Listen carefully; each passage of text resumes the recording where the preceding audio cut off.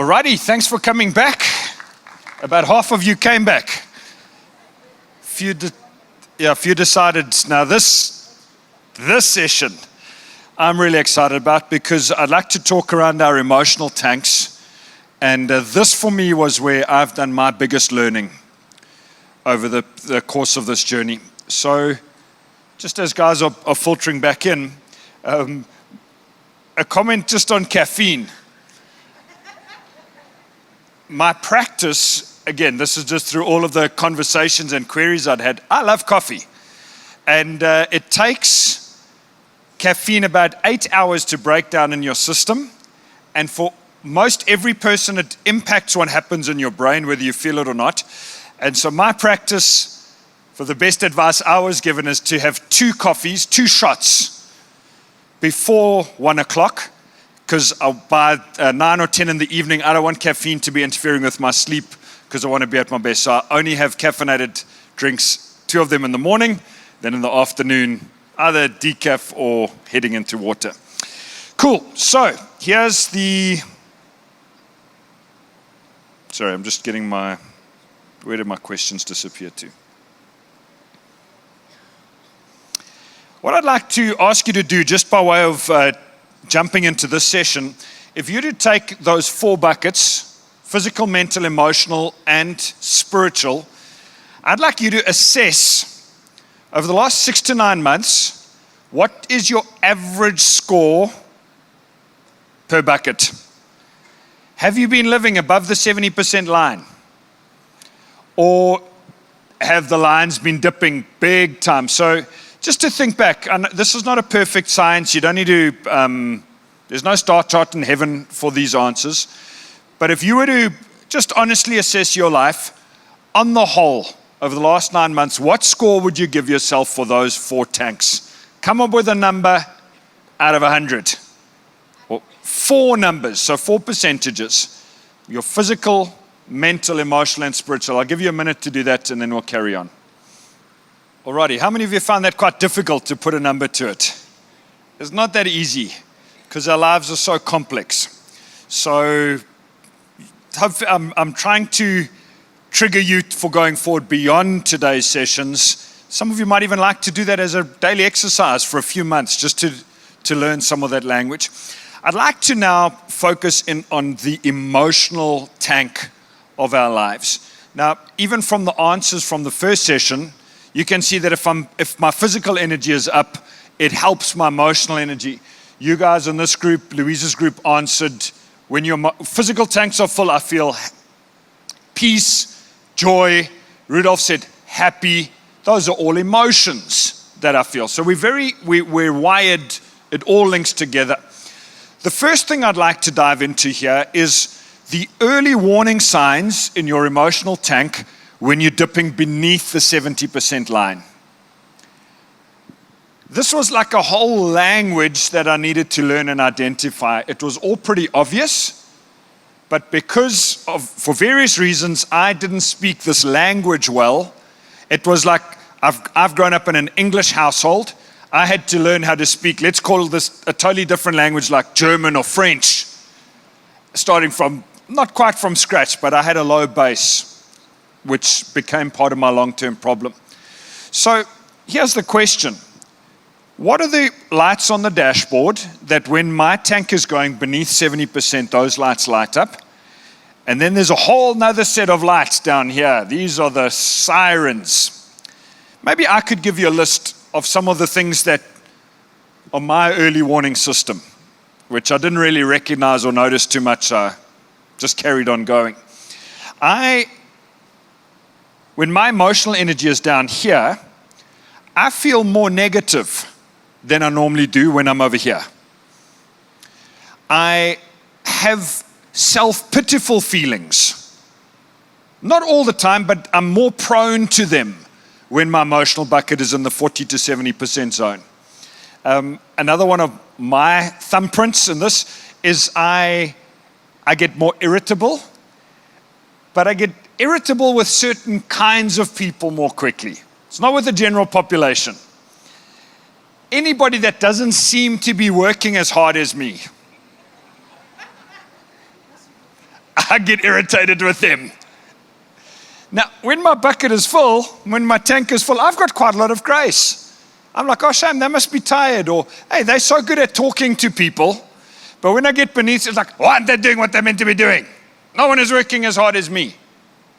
I used to think that was righteousness. It's not. It's empty, an empty emotional bucket. For me, some of my other warning signs, and I've got a long list of them, but I feel more overwhelmed.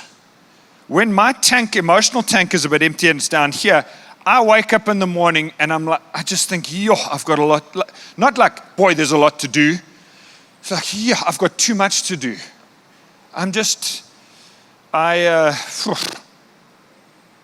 Spoke to somebody on our staff team 2 weeks ago, and I think it was Wednesday morning, and their tank was down here somewhere. And there were a whole lot of reasons for it. But the way that they expressed themselves was, I've got too much to do and I don't have enough time to do it. The feeling of overwhelmed. When we actually broke it down, there was enough time to fit everything in, but it was the feeling of being overwhelmed. For me, another one of when I hit down here, I'm far less creative. I don't come up with great solutions. It's like, in the creativity toolbox, there's lots of different tools. When I'm tired, I just pull out the hammer. Quick fix. I also have a more defensive mindset. If somebody raises an issue and my bucket is full, I often cope quite well with that. But when my bucket's beneath 70%, sometimes I just want to box people. Or I drive away thinking, you have no idea what it's like to be me.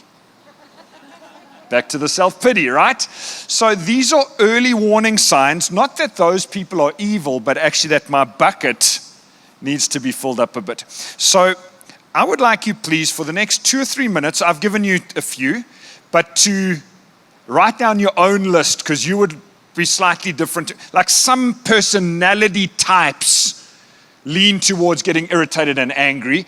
Others, just like my wife, she doesn't get angry so much, she just gets teary. Just like it's too much.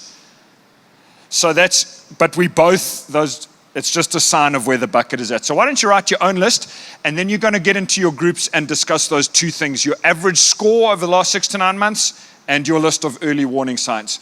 So I'll give you 2 or 3 minutes to write your list, and then we'll go into groups.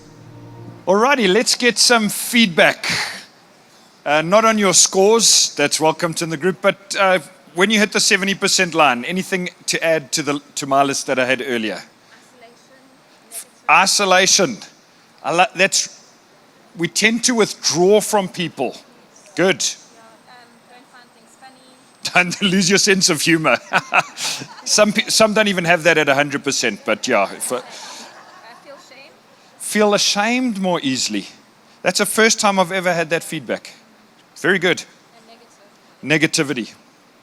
Brilliant. Thank you. Feel more defeated. Yeah, like I'm going backwards easier. That's good. I like that. This group over here.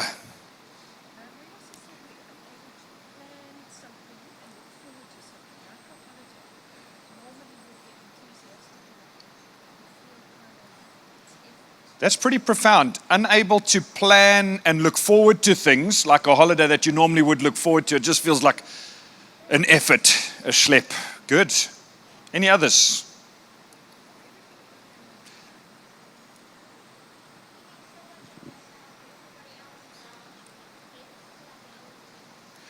Giving to other people's around you that you forget to fill up your own.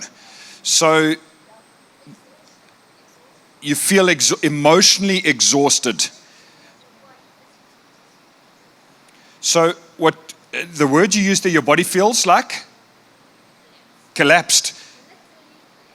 So that for me is a sign of what happens at 40%. That I wouldn't even put that at the 70% line. My emotions have got a kick-out switch at the 40% line that I stop wanting to feel for other people. And if my body's collapsing, that for me is not just at the bottom of the healthy zone, that's somewhere in the yellow, down the bottom of the yellow zone. Thank you for sharing that. 100%.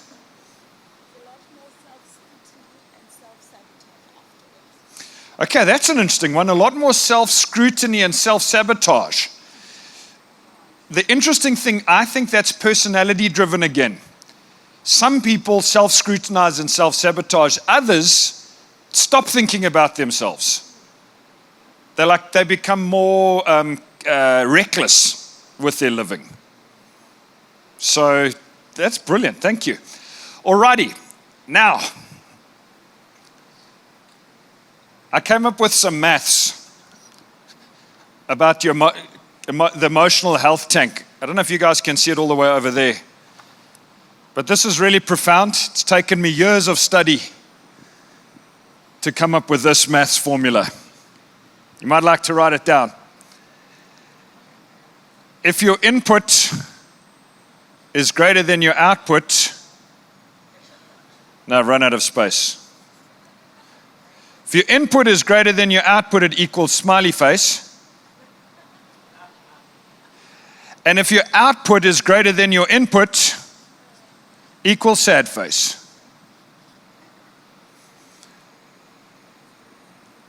What I mean by that is that if over the course of a year, I've got a little more going out of my tank than coming in, on the whole, the tank will empty.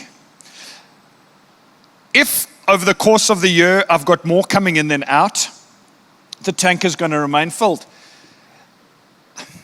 I can't tell you how much I want to kick Steve Wimble for not understanding this maths earlier in my life. I believe if I had have known this stuff in my 20s and early 30s, it would have revolutionized. I don't think I would have got sick. I did not think about the levels in my emotional tank. I just lived, and the net result is that my output exceeded my input. So this next set of questions is it's kind of the crux of this tank, because the answers to this are quite varied depending on how God's made you. But the questions are the two questions: what fills my tank and what empties it? What takes emotional energy out and what puts emotional energy in? For every single one of us, this is almost unique as a thumbprint. By the way, please don't write down going on holiday. Like that should be, if going on holiday doesn't put energy in your tank, you're doing it all wrong. But I'm so nervous that in Western culture thinking, which bleeds, is that holiday is my band-aid for this.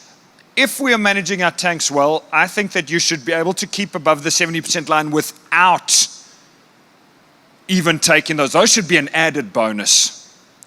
I shouldn't end up all depleted. So what are the things that put energy in and what take out? Maybe I could give you one or two off my list just to trigger your thoughts in kind of what fits into this box. And then I'm going to ask you to come up with your own and discuss it. One of the things that puts energy into my tank, let me start here. High negativity and toxic people drain my emotional energy. There's just certain kinds of people that, like, when I'm around them, I need to go and find some joy out there in the world. But helping people solve their problems fills my tank. That relates to some of my wiring. When I look back on myself as a child, the kinds of games I like to play, like I used to pick up the Rubik's Cube and wonder how on earth do you get all the faces to line up. It was like that's problem solving. The subjects I enjoyed at school were more problem solving than the creative arts. And as an adult, I'll tell you where I had this, I'm sitting doing some marriage counseling with people, and I'm hearing a couple just describe a huge amount of pain and damage that they've done to each other. Now, normally, that kind of situation takes energy out, but in context, they're open to learning and growing. So we're discussing what are the next one or two things, like the next stepping stones that they can do to move towards joy in their marriage. As I'm walking them out of the door, I walk back in, and I went for months and months asking this question on every activity, every day: energy in or energy out? In or out? In or out? So I'm walking them out and I'm walking back in and I'm saying to myself, yo, that must have drained your energy. And then I do a little actually that, I felt quite energized by that. Why?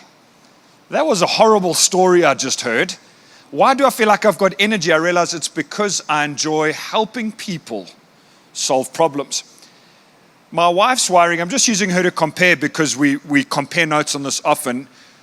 Sitting in the same 1 hour counseling session depletes her energy so quickly and so completely that we have decided for her sake and our sake that she will never do those sessions with me.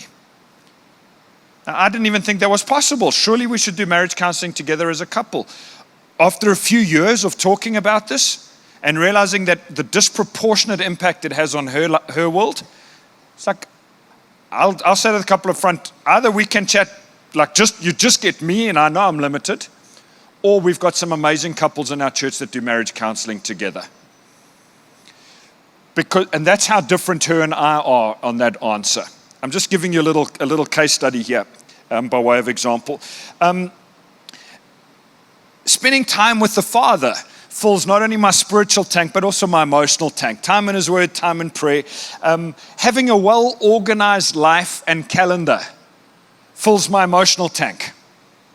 Now, half the people in the world are structured, the other half are more open-ended. Depending on where you are on that continuum, for some people, if you're more open-ended, having space to be spontaneous fills your bucket. For the highly structured people, too much spontaneity, you just feel like your world's out of control. But for the more spontaneous, the open-ended people, too much structure, you feel like your world is too controlled. So again, I'm talking about how different we all are. So for the next few minutes, wouldn't you construct 2 lists? Things that you can think of that put emotional energy in and things that take it out. You should be able to come up with at least 10 things on each list. Okay, so I'm setting you a target. If you only hit 8, you're not a failure.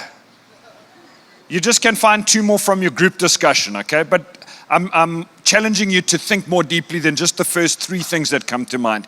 So aim for 10 things per list. Put energy in, take energy out. Go for it. Alrighty, we're going to land it there. That's the last group discussion we're having this morning. So guys, why don't you say well done to your group leaders for being the best leader you've ever had.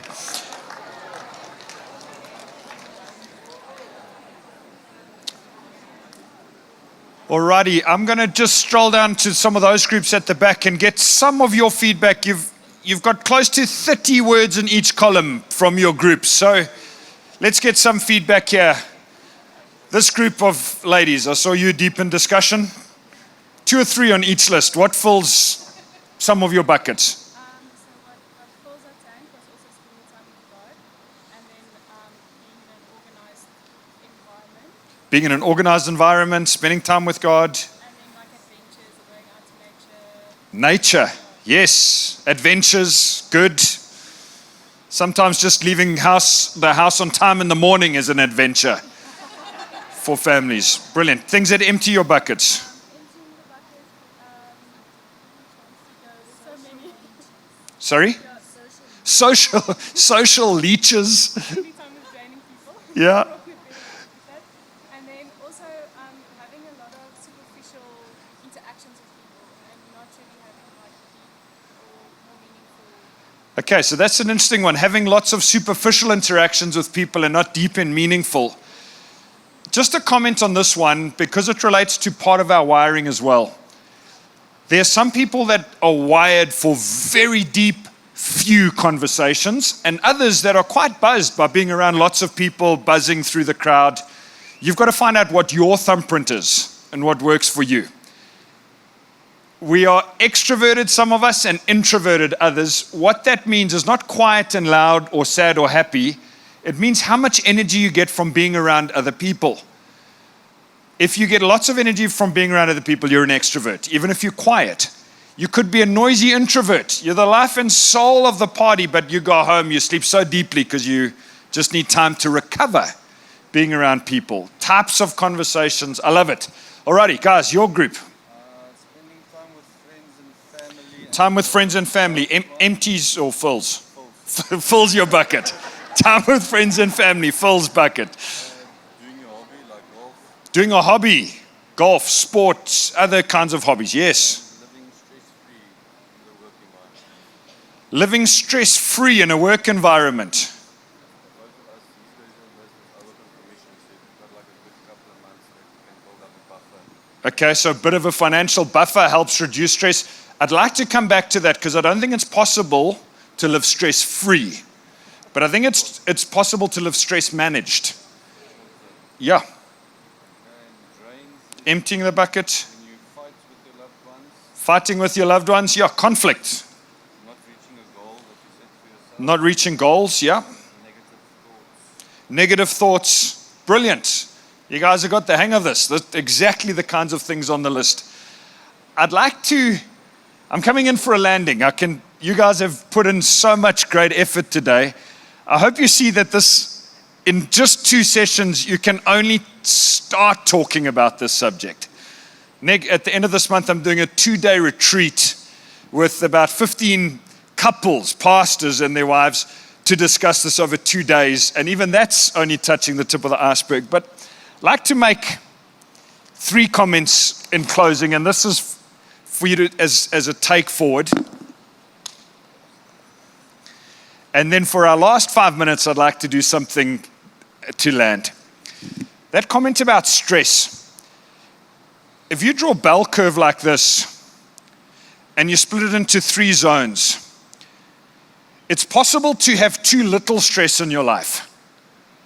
Some of you can't imagine that, but you get some people that, a guy now in my life group works this high pressure job for Massmart, makes a whole heap of money, etc., retires early in his early 50s, and all the rest of us are just so jealous of him. Every Thursday night he's telling us he's going fishing here, he's traveling there, all the rest of us living stressful lives.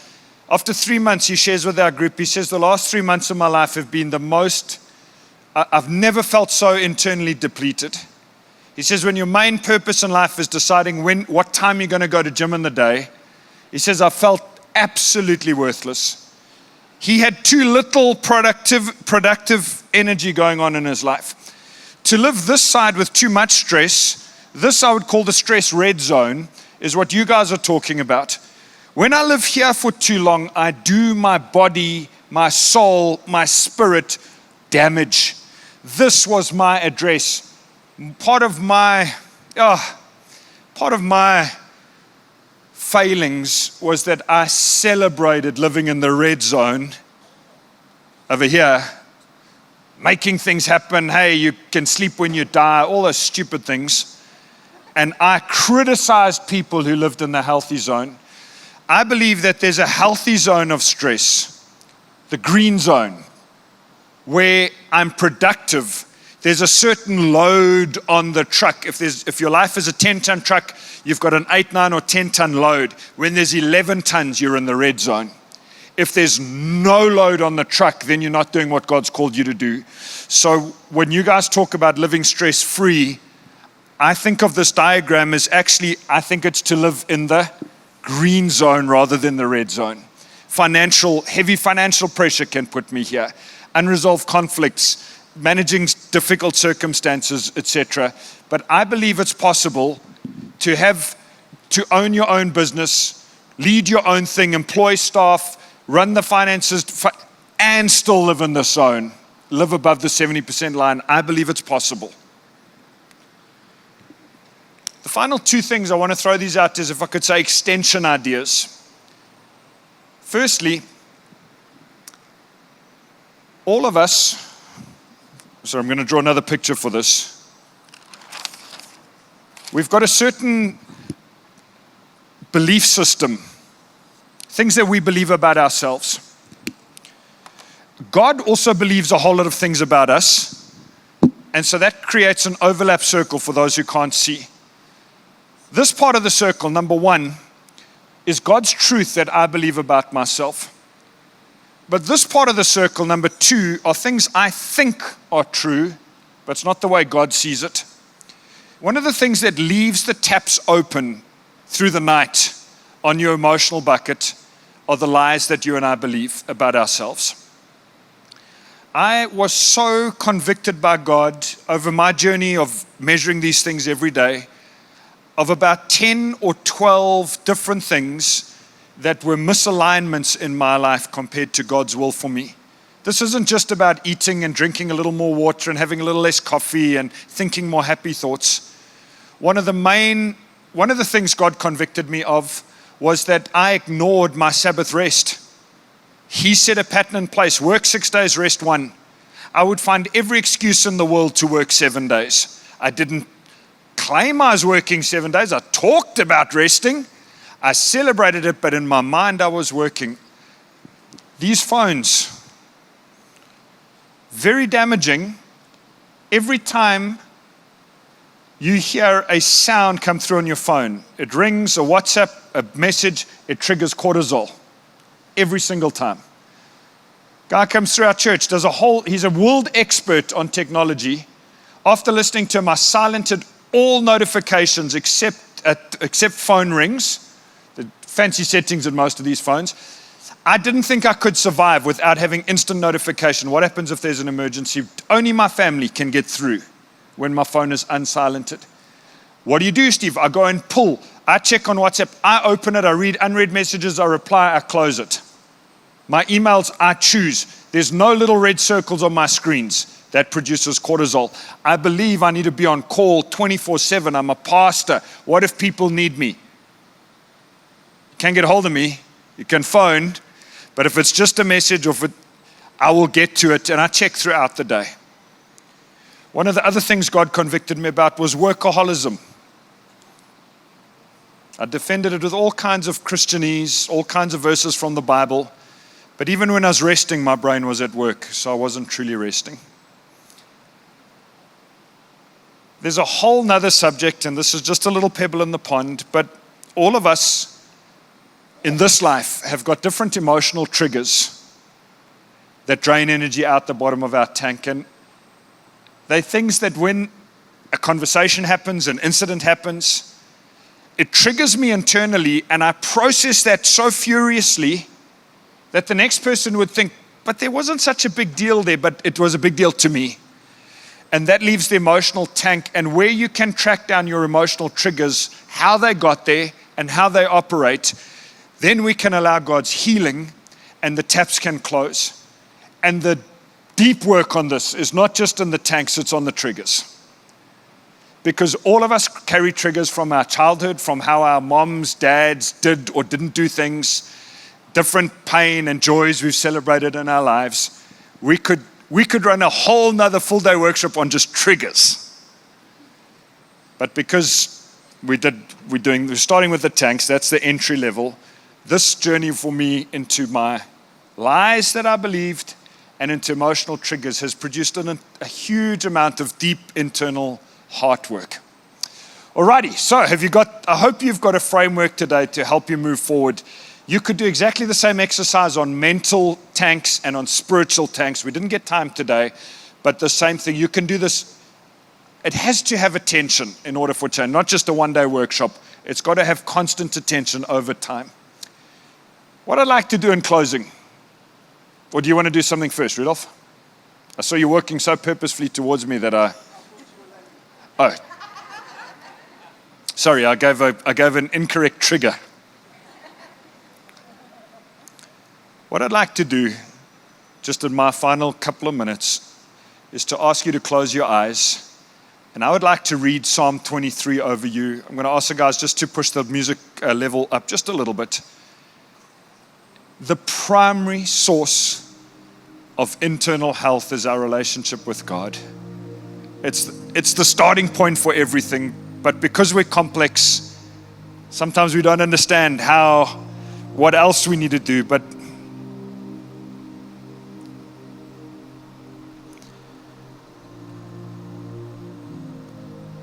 just as you're seated there, wouldn't you turn your eyes towards him? Sorry, I only got half the psalm in my notes. I'm pulling up the rest.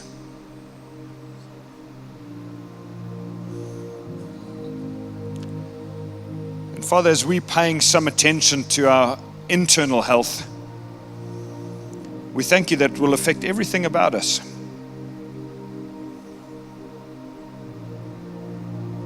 The Lord is my shepherd. I lack nothing. He makes me lie down in green pastures. He leads me beside quiet waters. He refreshes or restores my soul. Thank you, great shepherd, that you guide us along paths of righteousness for your name's sake. Thank you that even though I walk through the dark valleys, I will fear no evil, for you are with me. Your rod and your staff, they comfort me. You prepare a table before me in the presence of my enemies. You anoint my head with oil. My cup overflows. My emotional tank and my spiritual tank and my physical tank and my mental tank can overflow because you're my shepherd. Surely, goodness and mercy will follow me all the days of my life, and I will dwell in the house of the Lord forever. Amen.